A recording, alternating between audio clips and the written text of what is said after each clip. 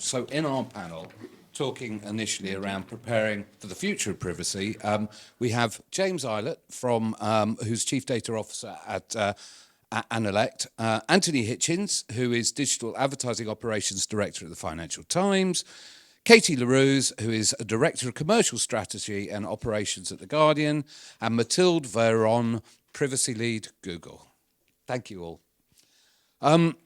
So with this panel, we're going to try and get into some of the meat. As you can see on the agendas, we've got questions here that we touched on earlier about, is it really possible to rethink the programmatic advertising industry?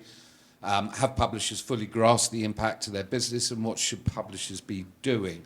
But what I'm going to do initially is ask you just to very briefly introduce yourselves and explain a little bit more about your job. And I'm going to start with you, Mathilde, if that's okay. Is the mic working? Everyone can hear? Yeah. So I'm a privacy lead at Google. I support publishers and exchange platforms, which are the third-party DSPs that we work with at Ad Manager. I'm a former publisher. I was on the publisher side for 10 years, working at TripAdvisor at Euronews. And my role is to help publishers navigate these changes in privacy. Perfect. Thank you very much. Katie. I'm the Director of Commercial Strategy and Operations at The Guardian. I've been at The Guardian for 16 years and worked in editorial until about 6 years ago. I moved to advertising, primarily to work in branded content. And over the last few years, I've increasingly taken on responsibility for our digital revenue lines.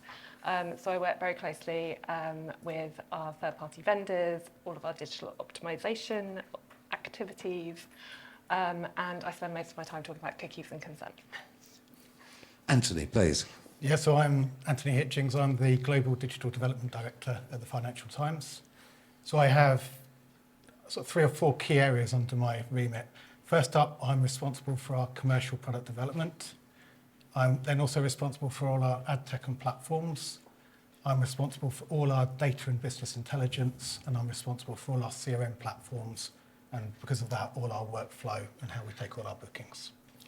Brilliant. Thank you very much. James. Hi, I'm James Eilert. I'm Chief Data Officer at Anelect, which is the data analytics and technology specialism within Omnicom, and I lead our global practice on privacy and data ethics, which is helping our clients deal with the changes from technology, from regulation, and from consumer changes in expectation and demand around privacy. Fantastic. So I'm going to initially work from the notes that Pete provided, because I think obviously you guys have had some conversations around that.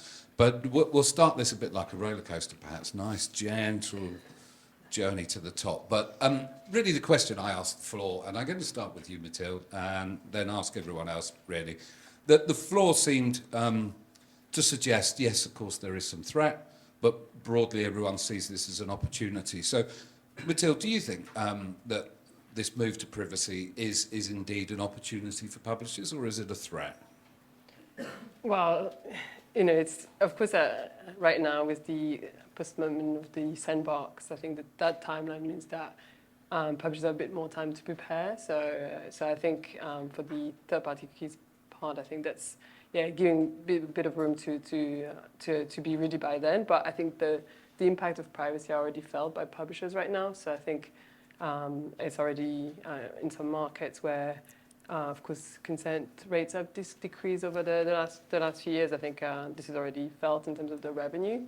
So I think the threat is real, but I think, of course, it's all about rethinking the way we've been working for many, many years or decades on how advertising is being traded and how much data was being used. So I think it is a threat, and a direct threat to the revenue, but I think the reshaping of the industry is needed and is underway, and I think there are a lot of solutions out there, and I think the hardest is really to find what would work for which publisher, which is where we're trying to help, because of course not all solutions are adapted to different type of publishers. So definitely an opportunity long term, but of course there's a long road ahead in terms of the work that needs to be done on the publisher side, but also on the buy side. Thank you very much. I'm not going to just give you the simple same question. Thanks, Richard. I mean, it is broadly, but I'm talking from the perspective as a publisher. You would expect that. I run a trade body that represents publishers. So And I'm kind of directing this at you and Anthony because, you know, we've got on this panel brands that have existed for over 200 years. So that suggests to me that these are organisations that are not only resilient but adept at adapting to change. Now, one of the challenges that I hear being articulated by all publishers doing the job I do is that we're not concerned about rising to the challenge of addressing the threats in front of us. But what makes this harder is the increasing level of complexity around it. And perhaps, and you touched on this, Mathilde, which gave me the inspiration to go slightly off piste, is the fact that there are different interpretations and responses and reactions. We've seen example with DPAs in different territories. So, Katie, is it an opportunity, or is it an opportunity hard to define because of the level of white noise and complexity and confusion generally in the marketplace? I think it is, on balance, an opportunity more than a threat, though we have done lots of modelling about the impact of cookies and also changes to consent rate, and definitely our revenue is threatened by the increase in privacy. But as an open publisher, we don't have a paywall, we don't have a sign-in wall. We do believe in our values, that journalism should be open to all. We believe ad-funded is a very important part of that. And privacy does fit into our brand as The Guardian. It's something we go out and talk about, that privacy is really important. So we do believe that our users will buy into privacy. They will buy into us as a trusted place to hopefully consent to the use of their data for advertising purposes. And we hope that advertising revenue will follow suit. And there are obvious pros as a publisher today. We have those first-party relationships, we have first-party data, and at The Guardian, when we talk about first-party data, we don't just talk about audience data, we also talk about contextual data and all the metadata that is incredibly valuable to us. Changes mean that we increasingly are better able to control what happens to that data. But then on the other side, you have the threats, which come with lots and lots of ad tech partners, content verification companies, who have far greater resources than we do, who move much quicker than we do, and potentially can then use some of that data in ways that we don't necessarily want them to, and without licenses. And then I suppose the kind of biggest threat is perhaps the fact that there isn't a level playing field. There's not one today. When you're looking at things like introducing reject all onto the front layer of your consent banner, which is an incredibly important thing to do, what reject all means on one publisher isn't necessarily the same as it is on another. There's no enforcement behind all this regulation to say, actually, everyone has to do this, and this means this by this date. So there's lots of kind of confusion, I think, within the industry when you talk to agencies about a Guardian position perhaps versus another publisher's position that might make us look like we're being difficult when in fact we're actually thinking about the user and really in the long term the advertiser as well. That's a brilliant answer, and you've actually raised some bits and pieces there that I think the room and the panel would like to drill into. So we'll come back to some of the threats you cite. Anthony, how concerned are you and your business in terms of this increasing move towards privacy? So let me give a little bit of context first, then I'll have a rant about the focus that we're all putting onto open market RTB, and I'll come around and answer your question. So first off, we see our ad sales business as a marketing service. So we're there to help marketers to communicate and engage with a pretty senior business decision maker audience, political influencers, high net worths. We switched off open market programmatic back in 2018. We just didn't see that as something that was viable given GDPR and where things were going. We've got over 1 million subscribers. We've got declared data for most of those users. So we're actually in a great place. 99% plus of our revenues are direct, they're guaranteed. So I look at what's going on, and actually we're in a very good position. We're certainly from an advertising position. I look at where all this focus is going on to the open market, and then I look at the fragmentation that we're seeing. Apple's going in one direction. They've switched off cookies already. So's Firefox. 50% of the market gone. I saw some stats this week that said that Chrome has 60% of the market is consented and you can target them. So overall, there's only 30% of the market left. I then look at those ad tech providers who are putting in identity solutions. So we've got Google going down a good privacy route, and I just can't get my head round what is the right thing to do when there's identifiers in a bid stream, when the ICO is telling us about all the harms of behavioural advertising. So you sort of got that fragmentation. And then the speed of progress is just appallingly slow. There's all these tests are going out and nobody's adopting it. And so as publishers, we're waiting to try and see the ad tech before we can move. And so I see that and I just kind of go, actually, when you focus on what you can control, you can move it and things are working. I say 99% of our revenue is direct and guaranteed, got growing partnerships. You get this bit to the side, which is, it's a big time consuming effort to get this right. Frankly, it's a bit of a distraction. Yeah, I think that's very well put. James, I'm going to come to you now. Obviously, there's some empathy for some of the stuff that the publishers, Katie and Anthony, has touched on. But how's the buy side thinking about this issue? And from your perspective, what are those challenges for yourselves as agencies and your clients? I would say that the top challenge, as for the sell side, is to determine a conception of what privacy means. You know, what is your vision for an appropriately private digital experience? Because I think we can all agree that what we've had up until now is not good. It doesn't really have privacy woven into it at all. But there are still a lot of different options. And what we're finding is that each brand has to settle on their own position. Our responsibility is to help them understand what that means and provide them as much information as they need to come to that decision and then to make decisions about which technologies to invest in, which techniques to use. To pick up on something that Anthony said, one of the things that is really frustrating, and I hear it from both the buy side and the sell side end, is that it's difficult to test a lot of these new things. We're waiting on ad tech in the middle to provide opportunities. A lot of publishers are going to wait until they hear demand and feel demand, but the buy side can't generate demand until they see available inventory to do more than tiny amounts of tests. And that's very, very challenging. And there are interesting things that help with that. There are companies, I mean, Google has announcing its support for seller-defined audiences through JAM to DV360 will help that specific test. But there's a whole load of other things where it's really challenging.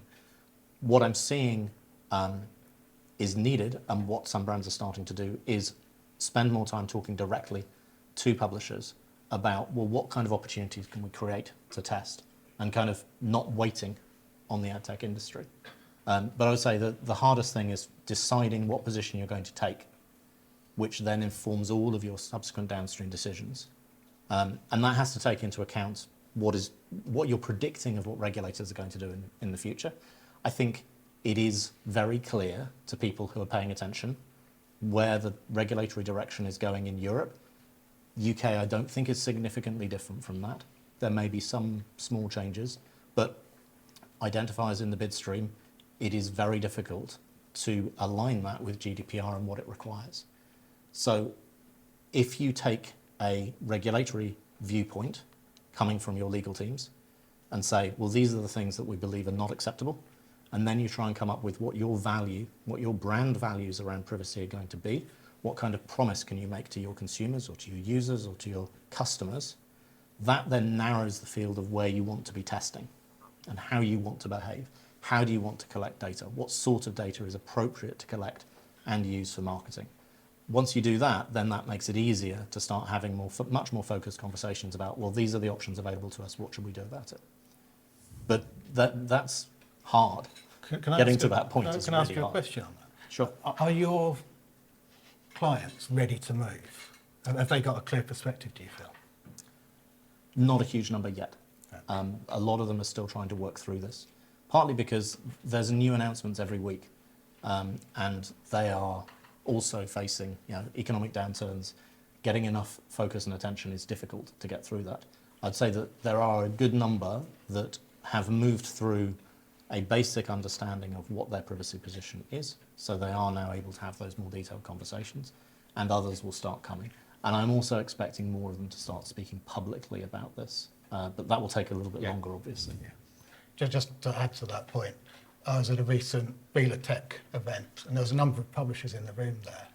And it's interesting, the number of publishers that are putting in subscription or membership offerings, and trying to get engineering resources when it's sort of focused on membership or subs versus cookies. And lots of them were really struggling to kind of go, if there's no momentum and no deadline, we're focused in on subscriptions. And so they can't get the engineering resources to where they need to be to move either, which is all part of the hold-up. I mean, and it's interesting. A not dissimilar event I was involved in recently, that discussion, the question asked of me is, how problematic is this for publishers?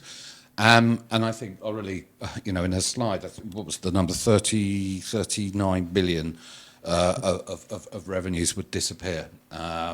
And that speaks to the fact that, rightly or wrongly, however programmatic and the marketplace has evolved, there is a massive economic dependence on those revenues, and it is how we sustain businesses and create original quality content. But it's already been touched on here slightly, but the impact goes beyond the monetary piece, doesn't it? It's a real challenge in terms of resource, understanding the conversations we should have, understanding the complexities, and what would be required to enforce the correct behaviours around the supply chain. So, James, you touched on one of the challenges is being, limited ability to test. I think broadly, these conversations 2 years ago, with the initial announcement of Sandbox and everything, from publishers, it was around, well, we're not going to back a particular horse yet. Let's see what the running offers, if you like.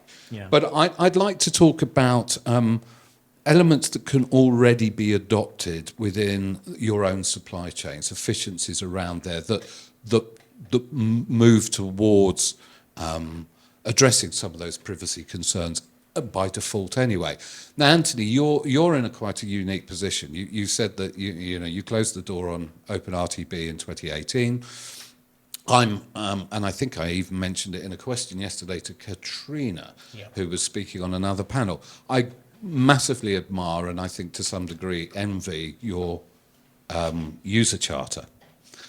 But I would suggest to you that whilst that provides a guarantee and allows you to enforce behaviours of third parties within your environment, it's not fully impregnable, is it? And so presumably when you have campaigns that are deployed in your environment, within those wrappers, there may be third-party tags, whether those are verification tags or not.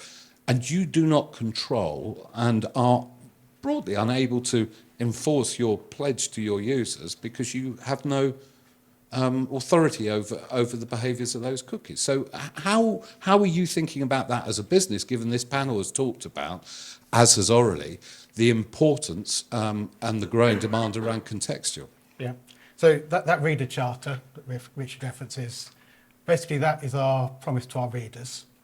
And in that promise, we make a statement that goes along these lines that cookies will only be allowed for analytics and attribution, not for any other purpose, including building of behavioural profiles, retargeting, and so on. So that's the promise that we make to our readers. That is actually matched and backed up by our advertiser terms and conditions. So we make sure that we do that one. We've obviously switched off all of the personalisation aspects within Google to make sure that Google can't build any profiles that we don't want. Our advertiser T's and C's, as I say, state exactly how advertisers should operate. Every single bit of creative that we get is run through a tool called Spec Hub, and we spot any tracking tags that are coming on through that tool. And quite often we'll go back to clients if we can spot them and say, look, you're breaching our T's and C's, you need to take this off. And as soon as they see that, they do that. One of our challenges is that ad tech quite often is operating under the assumption that it's absolutely fine to profile our audience. And we spotted this actually, one tag that was running on our site via behavioural, it was running and we could see all the data collection off it. And we gave them a phone call and sort of said, look, this is completely unacceptable. We got right to the very top of that ad tech company and they said, oh, we just do this for all our advertisers. We're just profiling the audience and we're building audience profiles. And actually that we've now got that as a cast iron guarantee that they will not do that. But also we've got a red button to the head of the ad tech company that if we spot that again, it immediately goes straight to them and they pull it down. So we do keep a very close eye on it. Will but that, the tools don't will that exist. red button work when that head of that ad tech company realises his vested shares and moves on to something new? Well, I think that will work, yes, because the client and the advertiser's involved as well. And so that piggybacking of us talking to the client is actually moving the ad tech to operate correctly. We need more tools, though, to spot this. You know, I think that there are tools in the market. We've got SourcePoint here today who had the scanning tool, which I thought looked fantastic. But these sorts of things should be called out. And it, you know, it shouldn't be at the last minute. It should be proactive flagging to kind of say, Google, you should be flagging this to us, not just about the quality aspects of, you know, there's malware and stuff involved, but actually, look, there's data tags coming here. Do you want this? Yeah. And one of the bits I always say to Google, you want to stage here, so I'm not having a go, but when you've got your ad tech vendor list, there's certain vendors that we accept and approve, but for specific advertisers. So we had, for one example, we had Oracle needed to be opened up for a specific deal. We can open up Oracle within the ad vendor settings, but we can't control which advertisers they're going to be used for. And we need to get really specific to say we'll allow this ad tech for this vendor for this purpose. That's what we need within the tools to be able to operate within that way. And I say at the moment, I feel that the tools are failing us. Okay, and look, I'm not going to turn this into something that I've been campaigning for 18 months, and I do agree. But Mathilde, I think it's right to come to you next, in so much as you must be, you know, doing the role you're doing, you must be aware of these concerns that publishers are citing. No one is suggesting that it's your jurisdiction. We're a self-regulated industry. We have industry standard bodies that are designed to aid and address challenges around behaviours. But are you seeing a lot of the publishers that work with your organisation coming to you to say, you know, is there not more you can also be doing to help in this place? Yeah, I think there are some publishers definitely using some of the existing tools. I think we see an increase of publishers turning off personalized ads. I think that's something that's available, and we see actually some priority buyers interested in non-personalized ads. So I think it's something. I think to the conversation about what goes on in a creative, or I think what goes on a page. I mean, I used to be on the publisher side, and the first time I ran a cookie audit, I just freaked out. I was like, what is going on? And having to find, even internally, but in the publisher's team, like who owns which relationship with which vendors. I'm talking outside of ads. I think that was a challenge. So I think definitely any ways you can run those reports via your CMPs is definitely helpful to have more control. I think definitely in the tools Google has, we do check creatives, so publishers can use that to make sure consent is checked for each creative. So I think there is us trying to also make sure we catch all these like loose ends to make sure we're able to be able to have publishers really understand what's happening and control. But I think like the granularity that Anthony mentioned, I think is something that we hear a lot. I think the most recent feature, I think I already mentioned secure signals. I think this is one we see actually used with the non-personalized ads, where I'm saying, no, I don't allow personalization, but I will strike those one-to-one deals and share specific signals with a specific buyer, because I'm having, these like partnerships where there's definitely additional terms between the partners. So I think it's how do you build a platform that would help publishers to gain more control, be more empowered to have one-to-one deals, but also for publishers that are relying on the open auction and want to use programmatic for most of their revenue. I think it's definitely an ongoing battle to catch all the bad behaviors that are happening. So, but yeah, we're definitely aware of the amount of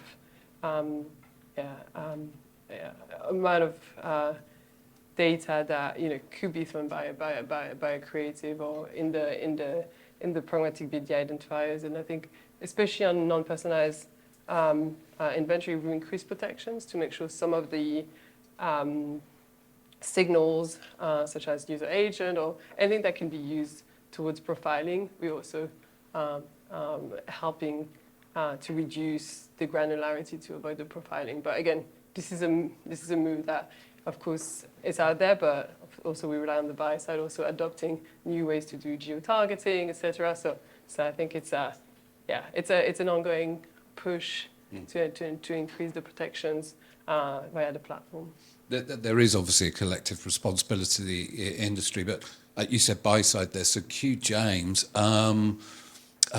what is it you're chucking in your wrappers and topping? No, but in all honesty, or rather with all sincerity, I know through some of the work that we're doing around trying to identify and enforce the appropriate behaviours from technologies that are enabled as part of their function to roam these user agents across your site.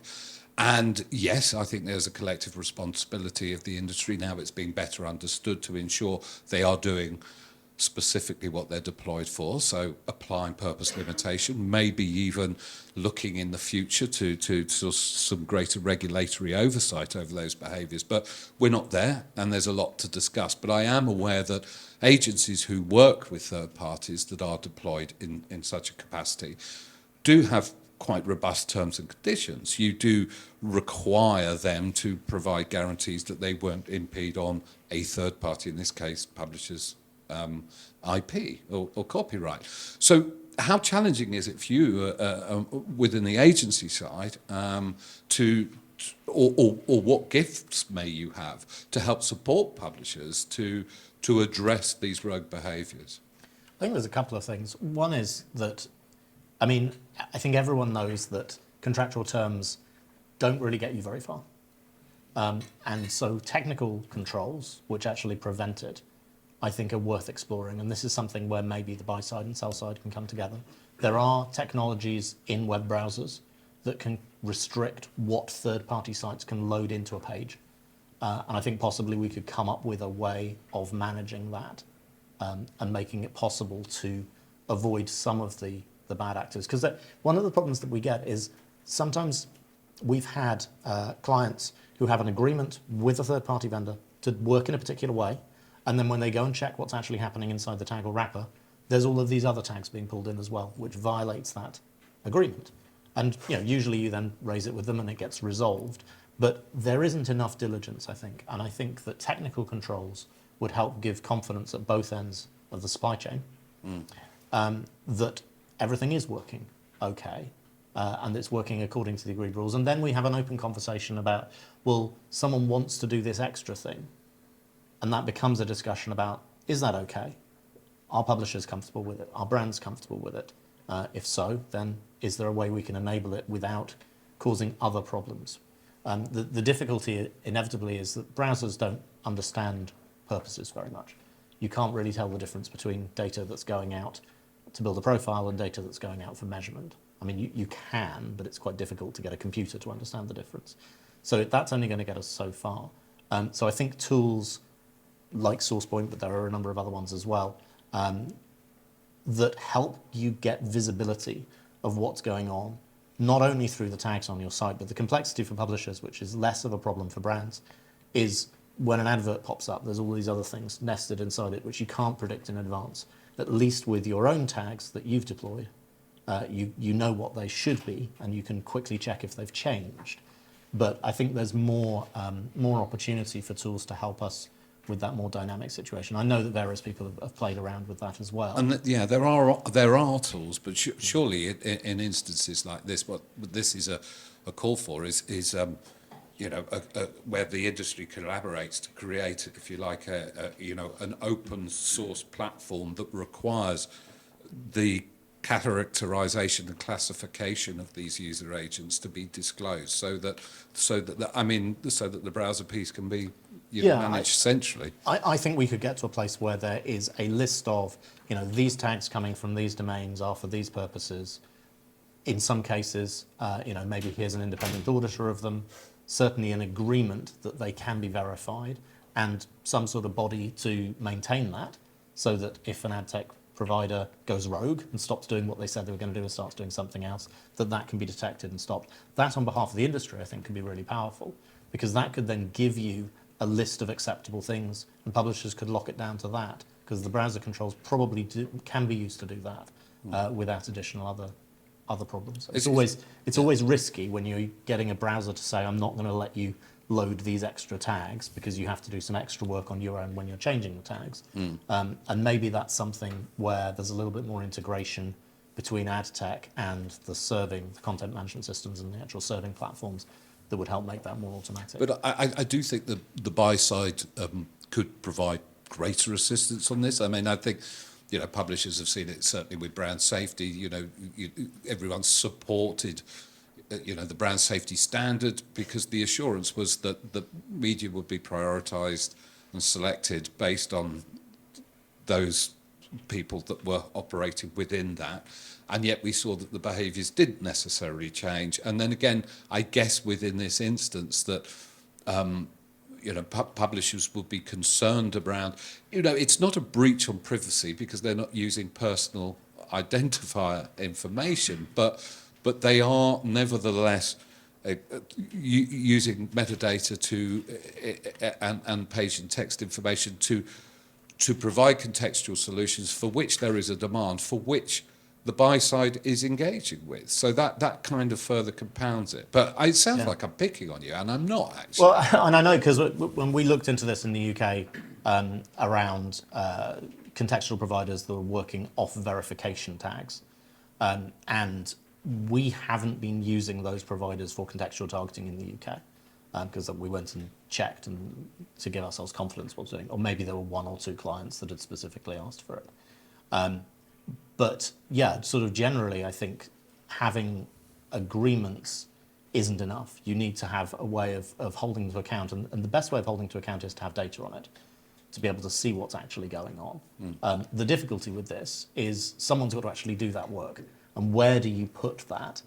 Because every individual company will see it as a tax on them. It's not reasonable to expect the whole of the sell side to pay for that. It's not reasonable to expect the whole of the buy side to pay for that. No. And when we're already worried about intermediary fees, we need to find a lightweight way of doing it. But maybe this is something where ad tech can make it easier to aggregate the data in some way to provide that visibility at a market level. I do want to pick up on something you said as well, which is, we can talk about privacy a lot, but particularly with media owners, confidentiality is important as well. You've got a lot of data, and you were talking about the data that you've got, the metadata about your content that you create through your workflow process about your editorial and how you create all of your content. That's valuable stuff. The automatic sort of metadata of, well, this is a Guardian Sports reader because we're seeing them on a Guardian Sports page, that is intangible. But it is value, and I think thinking in terms of confidentiality as well as privacy is really important for media owners. Katie? I think this kind of wraps up in something you said earlier about prioritisation. So you said it's much easier to get work on subscriptions prioritised over advertising. We have a similar issue. But what we're sort of discussing now is what we call online protections. And so when you're already resource constrained, you have your strategic priorities, such as consentless ad serving. You have short-term revenue initiatives, which might make you some money before Christmas. And then you've got this whole gnarly world of online protections that requires InfoSec, data privacy, legal, people who actually understand what's going on in the supply chain. And it takes so much resource and thinking power to just try to protect things like the words that a journalist wrote earlier that were subbed and published at 12 p.m. And it feels like so much of the burden is on the publishers to actually try to protect what we actually own in the first place. So what can publishers do better now to prepare for and address some of the challenges you just touched on? So I think a lot of it, we've already touched on, you mentioned sort of cookie audits, start there, think about who's scraping your site, what they're doing with the data, engage with your trade bodies to talk to third parties about what they're doing with your data, and try to encourage them to think about alternative ways they might do that.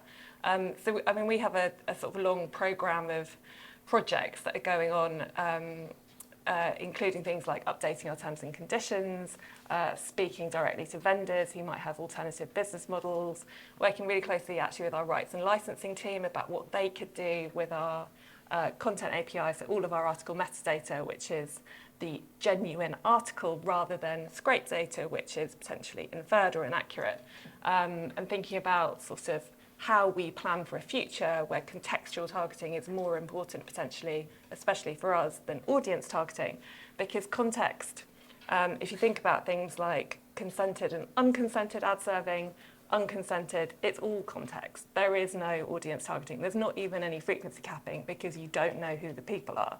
So context is going to be valid for 100% of the ads that we serve globally in future. Therefore, we need to make sure we're making the money from it, not third parties. I can come in and add to what we should be doing. No, sorry, thank you. No? Go on. Of course you can. That's So, yeah. So, I mean, at the FT, we've had something called the Future of Marketing and Ads group for about the last 3-4 years. And that's been a working group that brings together the advertising side of the business with the subscription marketing, both for consumers, B2C, plus our corporates, B2B, and also our FT Live events division. And so we've now got across the FT a first-party data working group, and that goes across all of those where we all work together. We're sharing what we're doing on the advertising side, very closely working with our marketing teams. You know, so we're sort of sharing our intelligence of the sell side, they're sharing their intelligence of the buy side, and we work together. But we're not waiting on any of this. So we're out there trying to work out how do we better service our partners. So we've been doing a lot of work on really quite sort of high impact but innovative formats. And when we're selling those, the CPM is 2.5 times our base price. So really valuable, but also really valuable to our top tier clients. That's what it's developing us for long-term partnerships. We've been able to use the data we hold to develop new products. So we're putting account-based marketing into market. Been using all the data and intelligence we have to try and build out compelling dashboards that help people to understand how to communicate with our audience better. So we're putting a lot of effort into getting these, getting where we want to be, which is about how do we better serve our clients, how do we get longer term partnerships, how do we push the spend levels up, and how do we work with them directly. So they're just a few examples of what we've been doing to make sure that we're in a good place. no, and it's good to hear, and I think that you. You've always been a very proactive organisation. I know some of us envy, if you like, your unique position, but you use that, and therefore you should be applauded for what you do. And I also know that you're very good at sharing with the industry as well, which is a very positive thing.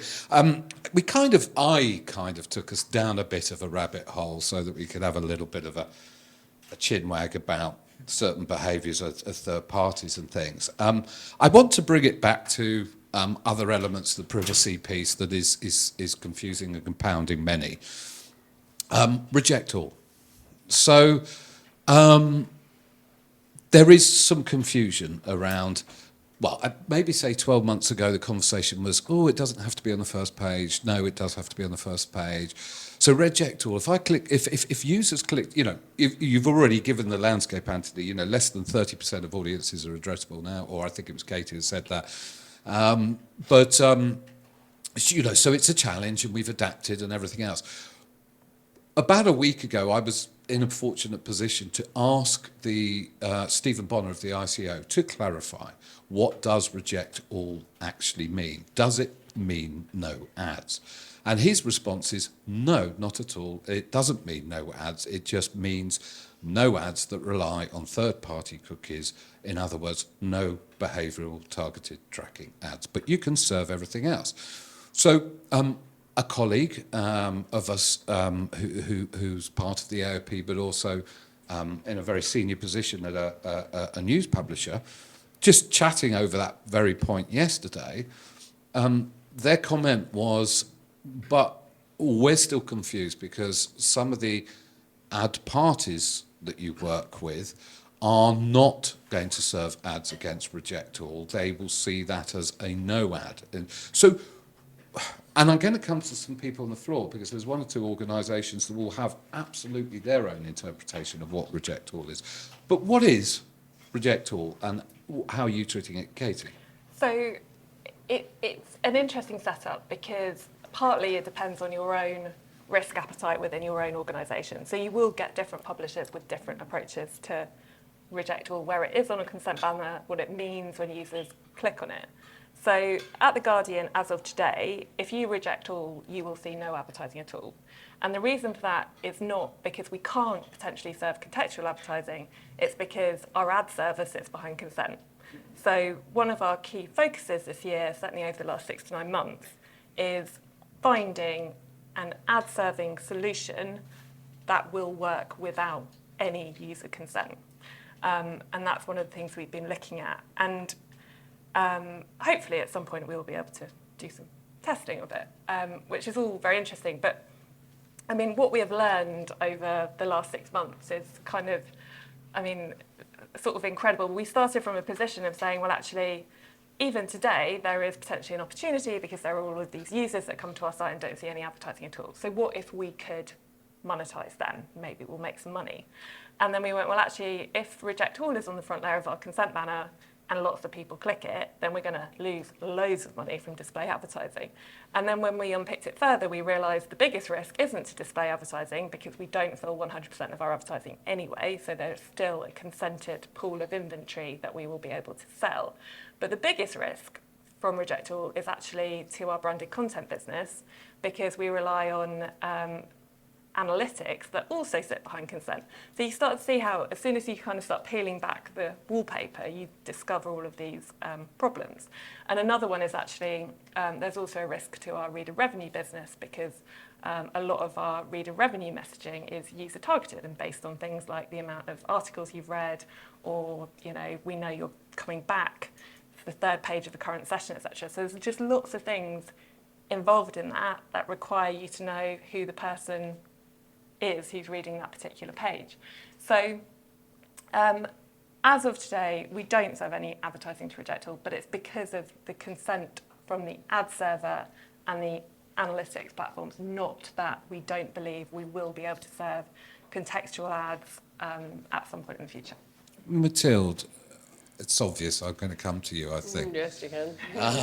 I mean, obviously, no, I mean, Katie's beautifully articulated the challenge.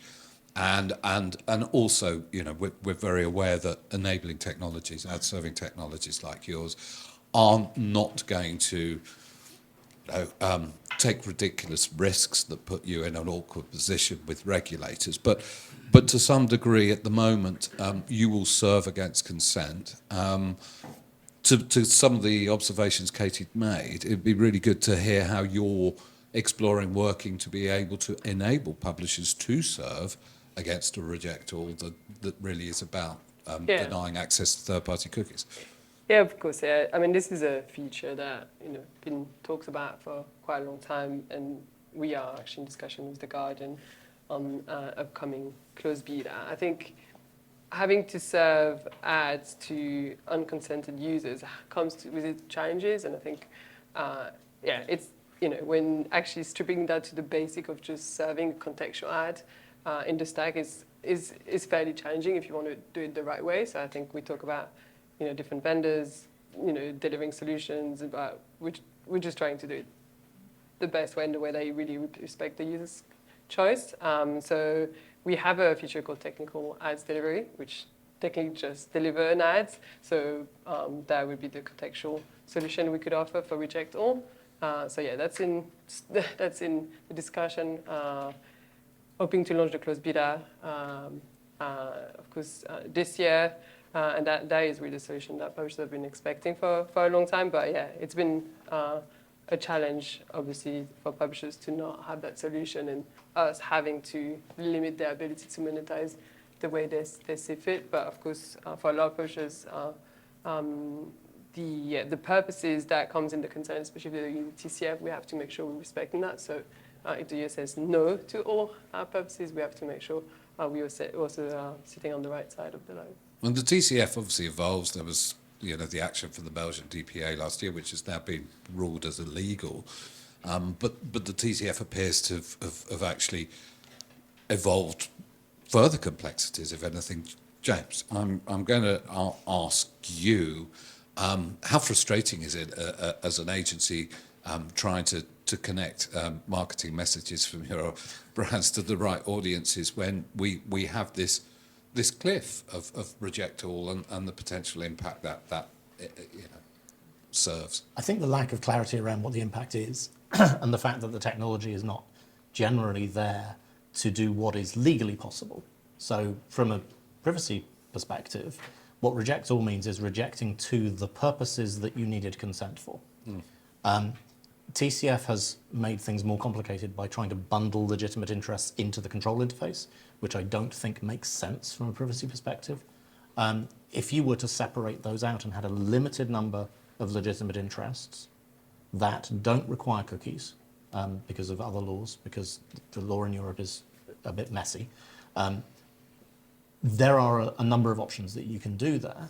I think in the UK in particular, it will be very interesting to see where the UK data law goes, because there are opportunities to deviate from Europe in a way which will not affect adequacy and which will allow us to keep on working with Europe. That could allow for more opportunities for domestic audiences.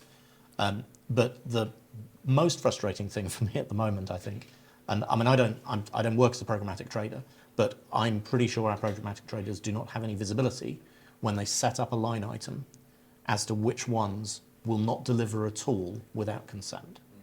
And that's really important, because actually I suspect almost all of them will have something, but I don't know, for instance, will a DSP simply back off a frequency cap instruction without consent for the cookie that would allow that and deliver the rest of it? Obviously, that's not going to work if you're targeting using third-party data, which is going to require it. But how does it all fit together, I think, becomes really important. And important when we start looking at new technologies like in Privacy Sandbox, something like topics. Is topics going to work without consent? Because if it doesn't work without consent, then you've got the same problem that interest-based advertising is going to depend on topics to some extent. Is it going to adjust and just do a scruffier, less effective version without topics? I think more clarity and understanding of that, and maybe something which actually starts highlighting which parts of your buy are potentially impacted. Because, as we've heard, we're going to see significant numbers and rising numbers one way or another, whether it is by putting reject all on the front of it or simply more people install them. And Ghostery now has an option which finds a way of doing reject all for you automatically. It seems to break quite a lot of sites at the moment. That point you made about topics without consent is something we've been debating internally recently, because you get into these sort of privacy pickles where you're like, well, if someone's come to our site and rejected all, presumably they're not expecting any targeted advertising. But then they've spent the whole week on Cycling Weekly and they come to our site and they start seeing cycling ads. That's some kind of targeting. Like, surely they're going to think we have done something, but actually it's the browser settings. And like, how you educate users that they have browser settings, website settings, like, it's really complicated. There's a lot of interesting discussion. So I'm part of one of the W3C groups discussing private advertising technology. And one of the things that comes up is, how do we put it in a place where, even if it's opt-in, the majority of people are going to be comfortable saying yes to it? Because there's no point building sophisticated, complex technologies now that the majority of people are not going to use. Yeah. That's just a waste of time, and the investment required on the media owner side to integrate it is just not worth it, so it'll never get adopted. But how to do that, and that communication, there is a significant communication gap with consumers at the moment of some of these new technologies, because they're new, because they're unexpected, because doing some stuff inside the browser is not the way that people are used to thinking. Even people who have a good understanding of how digital advertising works today. I think that's going to be a big challenge for us. And so there's always going to be, as a publisher, you need to make a decision on what's going on. And I know that when Flock was in testing, The Guardian opted out of it. And I understand why. And it may also apply in the same way to topics. But there may be other reasons why topics, some publishers may go, actually, this isn't appropriate for us, and we don't want to be playing that game because it doesn't match. It's back to what is our conception of privacy? What are the guarantees that we want to be able to put in front of our readers, our users, whoever they are? There's also you touched on it, James. You know, there perhaps is an opportunity here in the UK post-Brexit for a UK GDPR, slightly different interpretations. But again, I think the frustration is that they sound like nice headlines, but there's always unintended consequences to this. And, you know, if you relax legitimate interest, if you allow other things to be dropped to do, then there's actually an even greater threat to publisher IP as well, because of controls around it. But look, I want to open this up to the floor because I don't doubt there's some questions. But just before I do, Aurelia, I'm not going to pick on you, but I have a question that I want clarity for. One of your slides, and I was kind of half, sort of distracted reading my notes, but you said something about 3 million users check their privacy online. 300 million. Not globally. Globally. Check their ad settings. I think that was last year. In terms of their privacy settings. But even now, you've added some noughts on the end of that. 300 million out of the number of, I don't know, and you guys will know this data better, but, you know, how many users are there globally? And what percentage of that does... I guess, and I'm not trying to be clever or provocative, but I'm just sort of saying, when I saw that, actually that doesn't faze me, because there are billions of users. So what percentage are really that bothered about their privacy? It's just a thought. That's a good point. I think the reason why I mentioned it is probably because we've seen an increase in Okay. people looking for Some more and more their activity ad around that. settings. And I'm just talking about the Google ads, right? Yeah. You know, you have the ability to check your ad settings. Thank you. That was really that I clarity. just want to add one thing on Go on, the sorry. readers. We've been doing some reader interviews about cookie consent and about first-party data. And their feedback to us is, it goes along these lines. When they're registering or when they're putting demographic data in on a sign-up form, they're going through a thought process and they go, is there a trade-off here that's worth me giving my data? Do I trust this organisation with my data? And so that they are thinking it through and then they're making an informed decision. And that's a good point at which you can articulate how you're going to use that data. What they've also said is when they see a cookie banner pop up, it's an annoyance. It's getting in the way of where they need to get to at that point in time. So we are not able to capture informed consent at that point in time. So we need to do something that is articulating that trade-off. But also you need to make life simpler. This list on the TCF of hundreds of vendors, I think you're going to have to strip that right back. You might have to do staged consent, say, today we're capturing consent for you to do this, do you accept? Next time, do you accept consent for this? This whole idea of bundling everything together with hundreds of vendors, loads of different purposes, users don't understand it. You are not capturing informed consent in that way.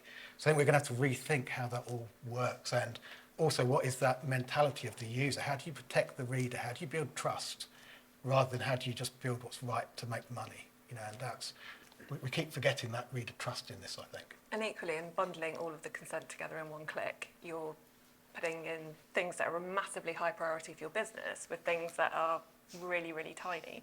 So we've definitely been talking about what you can do to unpack it. Thank you. Anybody on the floor have a question they would like to ask our panellists? No, come on, there's a lot of shyness in the room. Not normally the case. Please, yeah. All right. Actually, little house rule. Yeah. Name, company, please. Okay. So Matthias Forsley, I'm CEO of ID World. So we are a tech vendor, and we're here to serve you. So when I heard, we're waiting for the ad tech world, I think you are the leaders.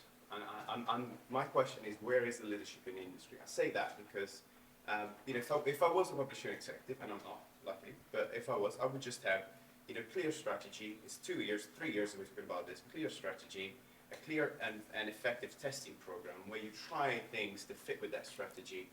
Discard any vendor that doesn't really fit with that strategy. There's a lot of cleanup that many publishers need to do. Then share those experiences with other publishers. And then if for something works, scale it, because there's another 2 years, right? I'm sure people sitting here have companies that are doing that. But if I look at the industry at large, it's just not happening.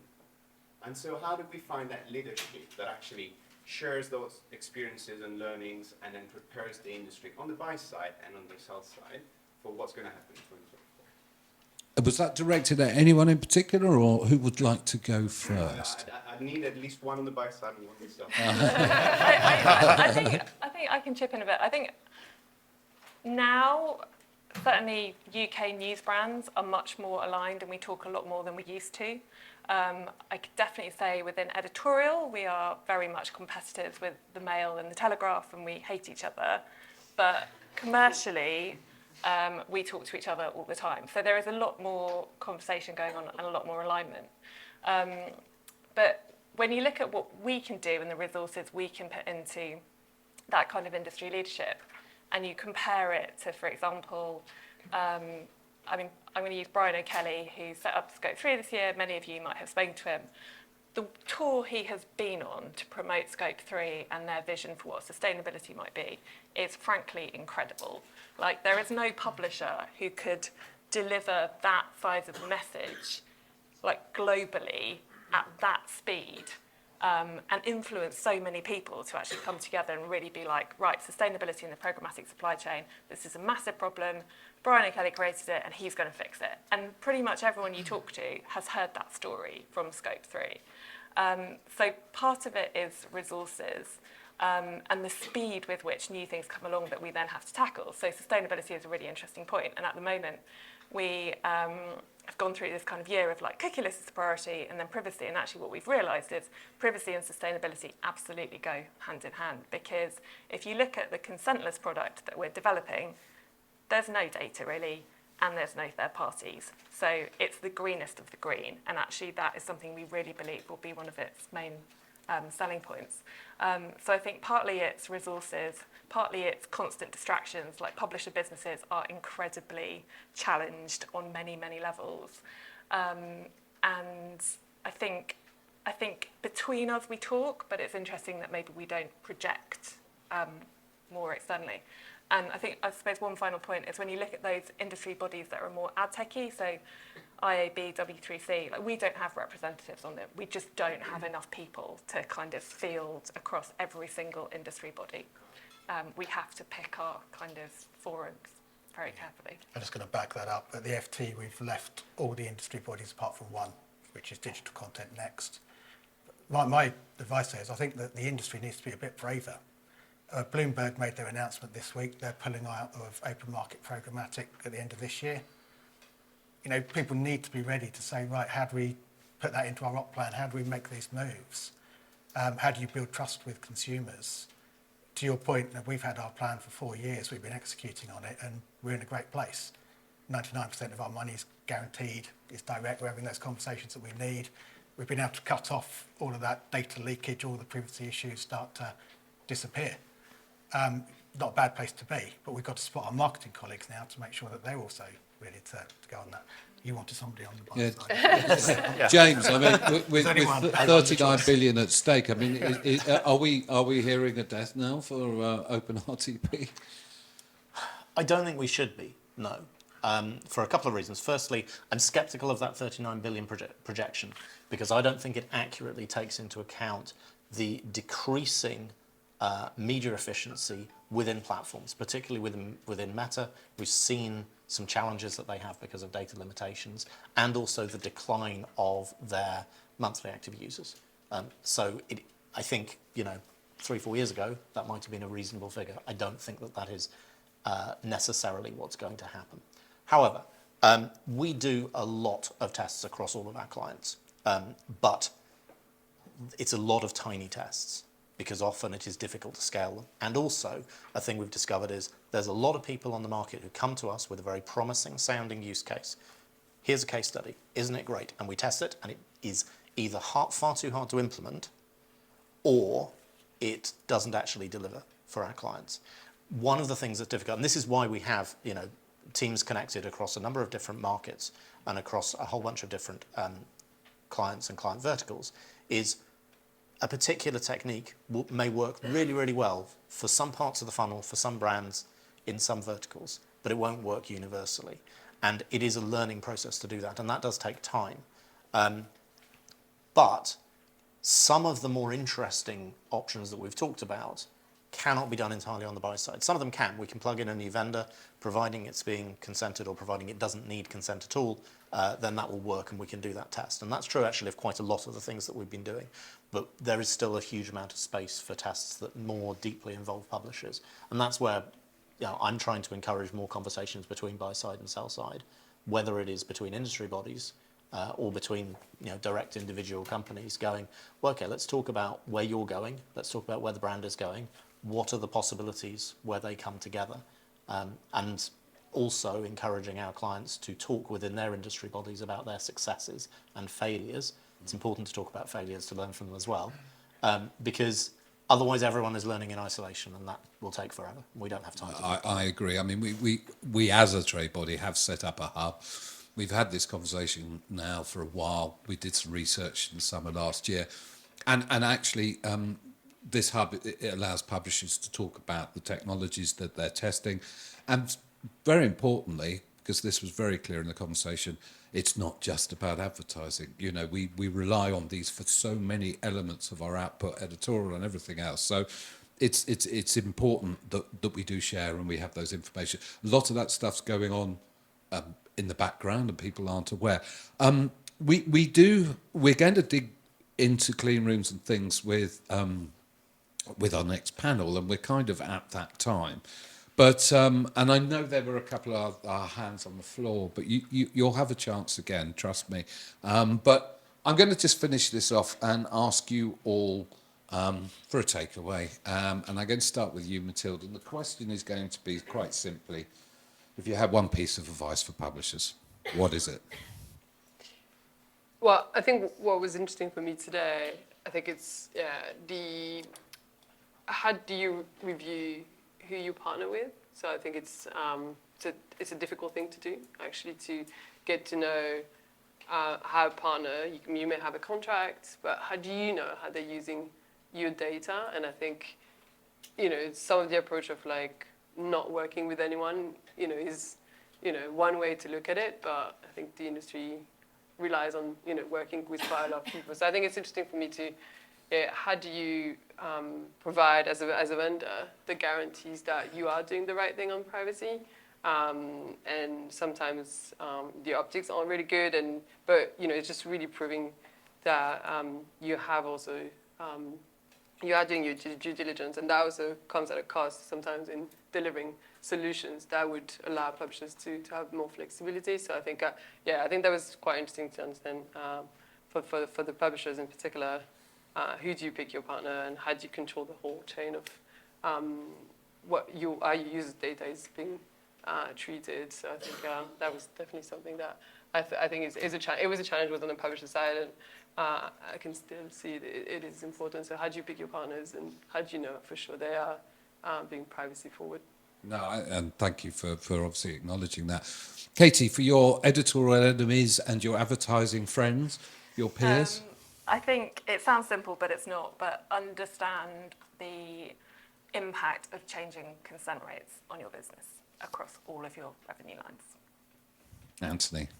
Have a plan, be proactive, set your values, deliver to those values, and don't wait for the ad tech. And add one more trade body to your... Actually, we are a member of ISBO. I misspoke. We are on that advertising. That wasn't the answer I was looking for. But I am here. I can't guarantee the quality of our panellists today, but hey, we do our best. James? I would say take the time to figure out what your values are. It's a little bit what Anthony said. If it's a reader promise or a consumer promise or whatever, some sort of charter, something which you can stand behind, because that will help you make decisions on where to invest, and it will help you, you've got trade-offs like consent. Where do you stand on consent? If you have a clear understanding of what you want it to mean to your readers based on a promise that you're making to them, it is easier to make those what are very hard decisions otherwise. I think you'll agree. We've learned an enormous amount from our panel today, and they've been very open and clear about their views. So thank you all for your time. Thank you.